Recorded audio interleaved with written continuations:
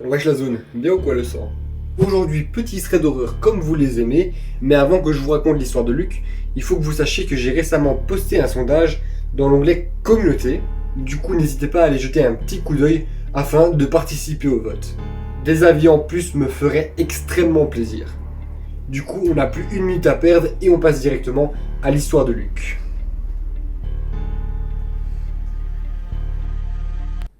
C'est partoche.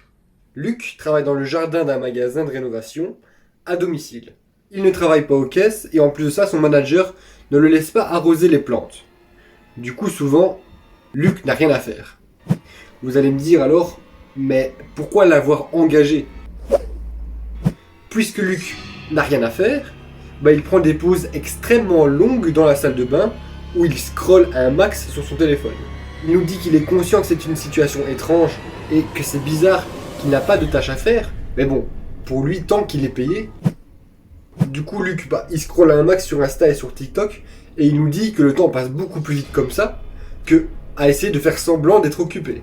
Un jour, c'est comme n'importe quel autre jour, il perdait du temps dans la salle de bain. Rien de très intéressant s'est passé ce jour-là. Jusqu'au moment où son téléphone de travail a sonné exactement au même moment que le téléphone de la personne qui était dans le cabinet de toilette juste à côté de lui. Mais attends, cette info, elle va être très importante pour la suite. Quelques secondes plus tard, Luc s'est rendu compte que le gars dans la cabine d'à côté avait la main tendue vers le sol, la paume dirigée vers le haut, comme s'il attendait quelque chose de la part de Luc. Dans un premier temps, Luc a pensé que la personne d'à côté manquait de papier toilette et qu'il demandait le sien. Techniquement, c'est possible, mais la personne d'à côté est restée très silencieuse. Elle n'a rien dit, rien demandé. Alors Luc l'a ignoré. Puis, cette personne a commencé à déplacer sa main très lentement vers la jambe de Luc. Alors là, Luc s'est immédiatement reculé et il s'est préparé à sortir. Une fois que l'homme s'en est rendu compte, il est sorti précipitamment de son cabinet de toilette pour sortir avant Luc. Il y a eu quelques secondes de silence. Et ensuite, Luc a jeté un coup d'œil par l'interstice de la porte de la cabine des toilettes, afin de voir ce qu'il faisait.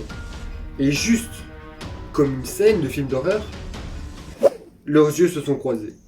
Il était à peine à quelques centimètres de la porte, essayant lui aussi de jeter un coup d'œil à l'intérieur de la cabine de Luc. Luc nous dit qu'il s'est chié dessus. Si vous vous demandez pourquoi Luc n'est pas directement sorti de sa cabine pour foutre ce gars dehors, en tant que personnel du magasin, c'est parce que tout simplement Luc déteste la confrontation. Il l'évite autant que possible. Et en plus de ça, il fait de son mieux pour attirer un minimum l'attention sur lui. Il se tenait de côté, près de la porte, pour que l'homme ne puisse pas le voir. C'est alors que le chuchotement a commencé. Il nous dit qu'il n'a pas compris la première chose que l'homme lui a dite. Mais il nous dit que c'était semblable à un gémissement. Ensuite, ce que l'homme continue à dire était un petit peu plus compréhensible. Et d'ailleurs, il a dit quelque chose d'extrêmement bizarre et dégueulasse. Il lui a dit « Je veux voir ton papier toilette rempli de merde. » What the fuck, man? Luc nous dit qu'il était complètement dégoûté. Ce mec était complètement fou. Et le truc, c'est que Luc était tout seul avec lui dans la salle de bain. Ouais. Il nous dit que son cœur battait de plus en plus vite, de seconde en seconde. Il savait qu'il allait devoir y rester, jusqu'à attendre qu'une autre personne entre dans la salle de bain. Car Luc n'avait pas les crânesses pour sortir des toilettes et l'affronter seul. Probablement après 1 ou 2 minutes, quelqu'un est rentré dans la salle de bain. Enfin! Du coup, Luc en a profité pour sortir de sa cabine. Et là, il a croisé le regard du vieil homme. Du coup, Luc s'est précipité pour laver ses mains en 2 spies et il s'est cassé. Heureusement que la présence de la troisième personne a fait en sorte que le vieil homme a arrêté de faire son comportement bizarre et complètement dégueulasse. Ouais. Alors que Luc était sur le point de sortir de la salle de bain, le vieil homme lui a bloqué le chemin pendant une courte seconde. Puis, il l'a laissé passer. Mais dans cette histoire, il y a une autre chose étrange. C'est que Luc est quasi persuadé que cette vieille personne ne travaille pas dans le magasin. Déjà parce qu'elle ne porte pas de gilet. Le gilet typique du magasin. Sachant que son magasin est extrêmement indulgent sur le style vestimentaire. Il faut porter le gilet du magasin pour travailler.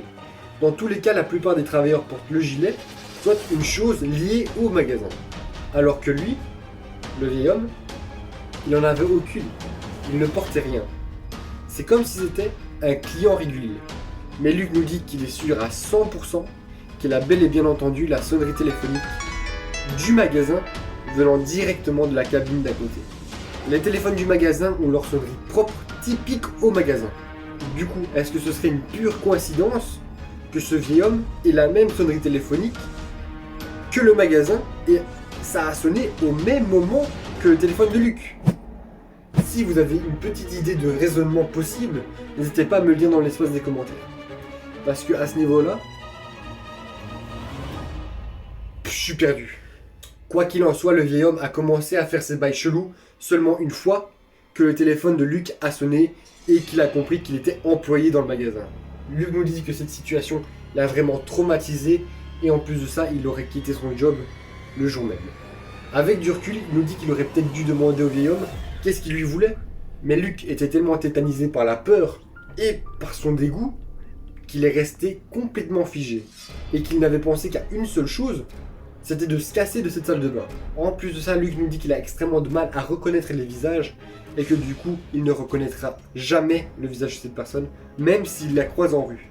Du coup, j'ai comme l'impression qu'on ne connaîtra jamais les réelles intentions de ce vieil homme. Pour le coup, je pense qu'on est d'accord que c'est une histoire complètement what the fuck. À croire que ce vieux type serait scatophile. Ouais, il aime la merde. Moi, c'est chaud quand même. Si toi aussi tu es scatophile, bah n'hésite pas à me dire dans l'espace des commentaires si toi aussi tu aimes la merde.